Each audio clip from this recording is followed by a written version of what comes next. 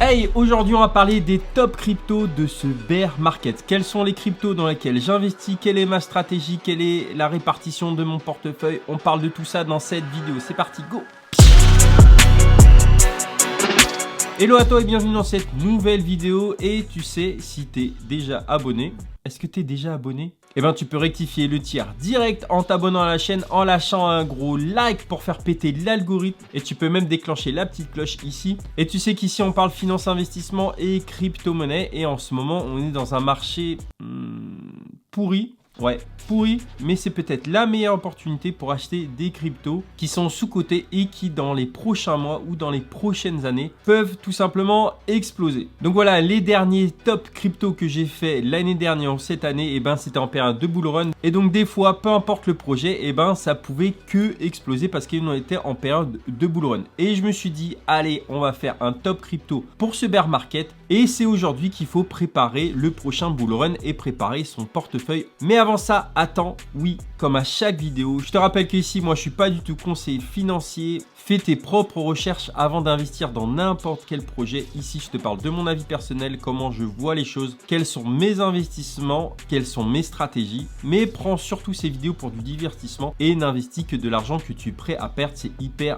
important. Et oui, et ici, dans ces vidéos-là, je peux complètement me tromper. Ça reste simplement mon avis. Donc aujourd'hui, on va parler stratégie. Quels sont les cryptos les plus sûrs, les moins sûrs, voire les plus risqués. Mais avant de commencer la vidéo, place au sponsor du jour qui est Opera Crypto Browser. Et Opera, tu dois connaître, c'est un navigateur hyper connu. Et ils ont lancé leur navigateur Web 3. Et oui, ils ont lancé Opera Crypto Browser qui te permet d'avoir un navigateur avec pratiquement tout dessus. Et oui, dedans, dans ce navigateur-là, tu as déjà un portefeuille qui est intégré et qui est multi-chain. Et oui, dessus, tu as des blockchains comme ETH Polygon, tu peux avoir n'importe quel token ERC20 ou ERC721. Tu peux mettre tes cryptos, mais tu peux également mettre tes NFT dessus et donc faire des transactions directement avec ton navigateur. Mais c'est pas tout et je te l'ai pas dit, mais ici le navigateur est disponible sur Android, sur iOS, sur Windows et Mac. Donc tout le monde peut le télécharger et ce gratuitement. Tu as un lien en description si tu veux le télécharger ou sinon tu tapes Opera Crypto Browser. Et c'est pas tout, ça intègre un VPN directement et donc ça permet de bloquer les publicités, de bloquer les trackers et de faire aussi de l'anti-phishing. Bref, tu as un navigateur qui est sécurisé et tu as des accès directs à Discord, Twitter, Telegram directement sur ta page d'accueil. Et ça, c'est hyper cool. Et je te disais, oui, il y a un wallet qui est intégré, mais tu peux très bien intégrer ton MetaMask, ton wallet Coinbase, ton wallet Binance directement sur le navigateur. Et il y a également ce qu'ils appellent le Crypto Corner, c'est-à-dire le coin un petit peu crypto sur lequel tu as toutes les actualités liées à la blockchain et à la crypto-monnaie. Donc voilà, merci Opera Crypto Browser d'avoir sponsorisé cette partie de la vidéo. Et on repasse tout de suite à la vidéo. Et donc, dans quel crypto investir en période de bear market? Et je te rappelle déjà une chose, c'est pas dit qu'il y a des cryptos aujourd'hui qui sont dans le top 50 qui au prochain bull run seront toujours dans le top 50. Parce que plus le bear market dure dans le temps, plus des projets peuvent souffrir. Il y a des teams qui peuvent se disloquer, il y a la motivation qui peut baisser. Et donc, selon la durée du bear market qui dure plusieurs mois ou plusieurs années, je pense qu'on est sur un maximum de 2 voire 3 ans, mais vraiment grand max. Mais voilà, selon la durée du bear market, il y a des projets qui peuvent atteindre 0. Des projets qui sont aujourd'hui dans le top 100 peuvent disparaître du top 100 ou disparaître tout court. Et ça se passe à chaque bull run et à chaque bear market. Le top 10 du bear market n'est pas forcément le top 10 du prochain bull run. Et au jour de cette vidéo, c'est pas dit qu'on ait atteint le point le plus bas au niveau du bear market. Il peut y avoir une bonne grosse baisse avant la capitulation. On peut atteindre du Bitcoin à 14 000 $, voire moins. Et les altcoins vont forcément suivre. Et qu'en période de bear market, le Bitcoin peut connaître une correction jusqu'à moins 90% et les altcoins encore plus, ça peut être 95-98% de baisse et des fois 100% pour des small caps, c'est-à-dire des cryptos avec des toutes petites capitalisations. Donc il faut être conscient de cela lorsqu'on investit en bear market et je t'en parlerai ensuite de la stratégie justement à appliquer. Mais avant de parler des cryptos dans lesquels moi j'investis, il faut voir d'abord la répartition de son portefeuille. Donc il faut avoir une stratégie, il faut avoir un portefeuille équilibré. Donc on va dire que 60-70% de mon portefeuille est alloué à des cryptos plutôt sûrs, deux en particulier et tu dois les connaître. On en parlera juste après. Ensuite, j'ai à peu près 20-30% qui est lié à des projets un peu moins sûrs, mais toujours solides. Et à peu près 10% de mon portefeuille sur des cryptos un petit peu en mode poker, sur lequel on peut faire des performances de x50, x100 entre le bear market et le prochain bull run, mais il y a aussi des risques que ça tombe à zéro et il faut être conscient de cela. Donc il faut trouver finalement un équilibre et aussi une gestion du risque. Ça, c'est hyper important lorsque tu es dans l'investissement, et cela en fonction également de ton portefeuille. Selon la liquidité que tu as, tu peux répartir sur plus ou moins de cryptos. Si tu n'as pas beaucoup de fonds, il faut forcément investir sur des cryptos sûrs, construire un portefeuille et ensuite, pourquoi pas, lorsque tu as plus de liquidité, répartir sur des cryptos ou des projets plus ou moins risqués, voire très risqués. Mais au début, lorsque tu commences dans la crypto-monnaie, il faut miser sur des projets fondamentaux, et les deux cryptos les plus sûrs et qui, je pense, seront là dans les prochaines années ou les prochaines décennies, c'est tout simplement Bitcoin et Ether. Je vais pas te parler dans cette vidéo de ces projets-là, tu as plein de vidéos ici qui te parlent de ces projets-là si tu veux les voir par la suite, mais Bitcoin et Ether, c'est là-dessus que j'investis à peu près 60 à 70% de mon portefeuille, et ce sont les deux projets sur lesquels j'investis massivement en période de bear market. Et si je devais commencer l'investissement dans la crypto aujourd'hui et que j'ai pas beaucoup de liquidité à investir, ça serait sur ces deux projets-là que j'investirais pour me créer un portefeuille, et par la suite, je diversifierai sur d'autres cryptos. Mais c'est important au tout début lorsqu'on commence, ce n'est pas de se diversifier à fond, parce que sinon son portefeuille, on aura du mal à suivre, à revendre, à acheter, et on se sera trop diversifié. La diversification, on va dire à outrance, c'est lorsque tu as un portefeuille assez conséquent. Et j'ai à peu près 20-30% de mon portefeuille qui est dédié à d'autres crypto-monnaies. Donc c'est sur les altcoins ici, avec des plus petites capitalisations. Tu sais que Bitcoin et Ether, ils sont tout en haut en termes de capitalisation. Ici, on est sur le site CoinMarketCap que tu connais, qui répertorie toutes les crypto-monnaies. Et aujourd'hui, il y en a combien? Et aujourd'hui, on a 20 149 crypto-monnaies qui sont sur CoinMarketCap. La dominance du Bitcoin est à 42%, l'Ether 15,5%. Et donc à peu près 60% du marché en termes de capitalisation sont dominés par le Bitcoin et l'Ether. Il reste à peu près 40%, et en général 20-30% dans mon portefeuille viennent du top 100. Donc comme je te disais, en fonction des liquidités que tu as, tu peux investir sur 1, 2, 3 voire 10 altcoins différents. On va passer en revue très rapidement CoinMarketCap et quels sont les cryptos qui, je pense, seront là dans les prochaines années ou dans les prochains mois,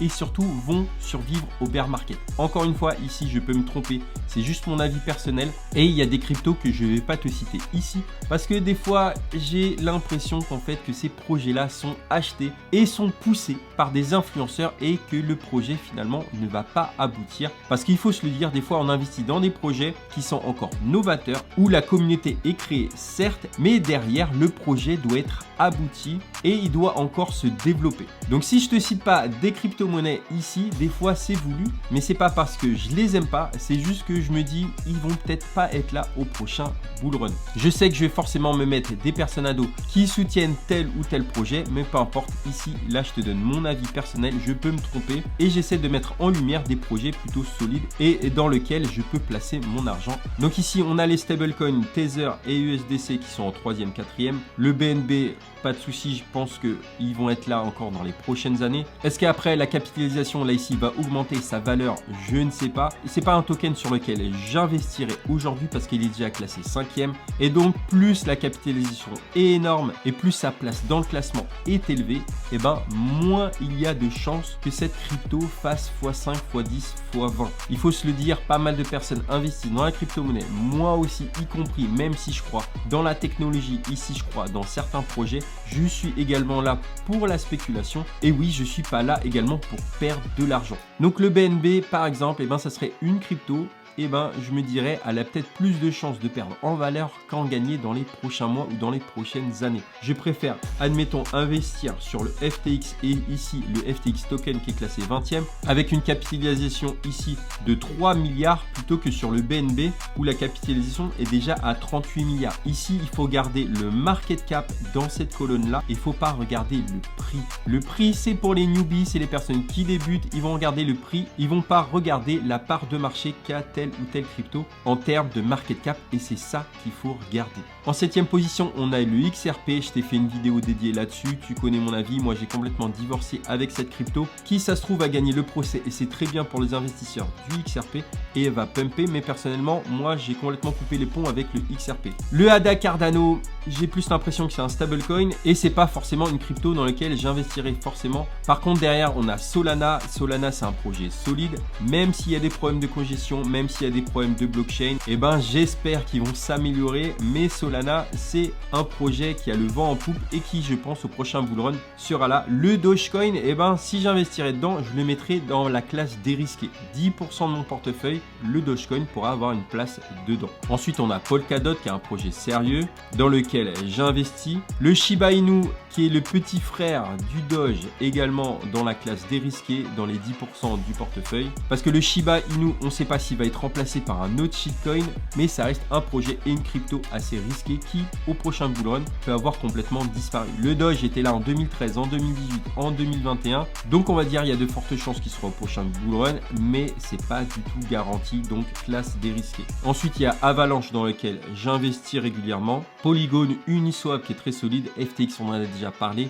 Je préfère investir sur le FTX que sur le BNB parce qu'il y a plus de potentiel. FTX rachète BlockFi, ils sont en train de réfléchir à acheter Robinhood et je pense qu'ils vont avoir une place de plus en plus importante. Le FTX, tu peux l'acheter sur FTX. Tu as un lien en description si tu veux avoir un bonus ou une réduction sur les frais sur FTX. FTX, c'est 0,07% de frais les plus bas du marché et c'est une plateforme que j'utilise moi personnellement. Ensuite, on a Chainlink, projet sérieux. On a le CRO, même si Crypto.com a changé un petit peu de stratégie, de politique, je pense qu'au prochain bullrun, ils seront là parce que c'est vraiment une application qui est ultra téléchargée aux États-Unis, qui est simple, qui est intuitive, qui est design. Oui, en période de bear market, ils vont peut-être couper un petit peu les ponts en termes de marketing, en termes de rendement, mais je pense qu'ils seront là au prochain bullrun. Ensuite, on a Cosmos, projet solide que je mettrai dans mes 20-30% de portefeuille. Near Protocol qui est de plus en plus intéressant également, je le mettrai également dans mes 20-30% en DCA. Ensuite, derrière, on a les vieux de la vieille, Ethereum classique, Bitcoin Cash, sur lesquels j'investis pas.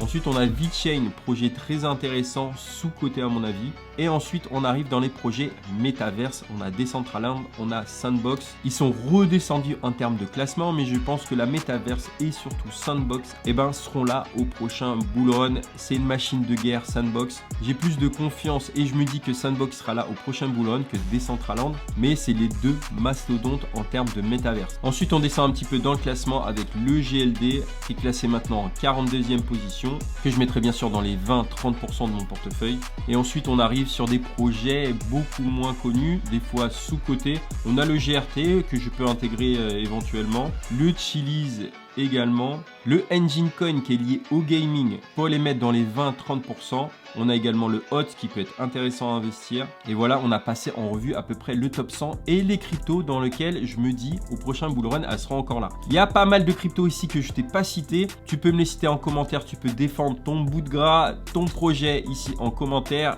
C'est la démocratie, tu peux lâcher un com sur ce que tu penses de tel ou tel projet. Mais voilà, là je t'ai cité à peu près entre 10 et 15 cryptos et je me dis qu'elles peuvent survivre au bear market et être là présentes au prochain bullrun. Et ici, je t'ai pas parlé des projets small caps, c'est-à-dire avec des toutes petites capitalisations. Tu les as souvent au-delà du top 100. Ici, on est à des capitalisations de plusieurs centaines de millions de dollars. Donc souvent, les small caps, il faut aller les chercher beaucoup plus loin. Mais là, c'est beaucoup plus risqué. Tu peux mettre peut-être une allocation de 1% de ton portefeuille sur des small caps, c'est-à-dire des cryptos au-delà du top 100. Mais voilà, ces cryptos-là, c'est pas d'ici au prochain cycle. Elles seront encore là, elles seront encore vivantes. Certaines vont survivre et certaines vont malheureusement mourir. Mais ça peut être une opportunité de faire des fois 100, des fois 200. Donc, il ne faut pas non plus écarter les petites capitalisations ici qui sont entre la 100e place, voire jusqu'à la 300, 400e, voire 500e place, parce que ça peut être les cryptos